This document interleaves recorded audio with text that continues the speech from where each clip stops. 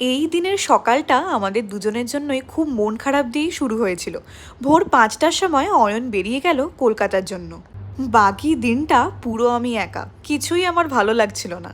খুব একটা ভিডিওও করিনি ওই জন্য।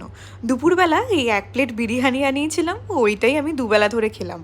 পরের দিন মনটাকে শক্ত করেই নিলাম, অফিস গেলাম, আবার ফেরার সময় নিজের জন্য খাবারও এনেছি। আমি এই অফিস থেকে ফিরলাম, যখন অয়ন ছিল তখন ওই আমাকে অফিস থেকে আনতে যেত, যদি কিছু খেতে ইচ্ছাও করতো বিকেলে দুজনে মিলে একসাথেই যেতাম। কিন্তু ও চলে যাওয়ার পর আজকে আমার ফার্স্ট দিন ছিল, যেদিনকে আমি একা একা অফিস থেকে ফিরছি। মনটা সত্যিই খুব খারাপ ছিল, কিন্তু একটু সাহস করেই লাস্ট যে দোকানটায় গেছিলাম আমি আর অয়ন খেতে, সেখানেই গেলাম। সেখান থেকে ধোসা নিয়েছি, তার সাথে আবার মিষ্টিও নিয়েছি। মন খারাপ হলেও না এখন ভালো লাগছে যে অন্য একটা স্টেটে এসে আমি নিজে একটু হলেও চিনতে পারছি, নিজে যে জায়গাটায় থাকছি সেই জায়গাটা আমি নিজেই, যে টোটোওয়ালা আছে তাকে বলতে পারছি। এই ফিলিংটা একটা অন্যরকম।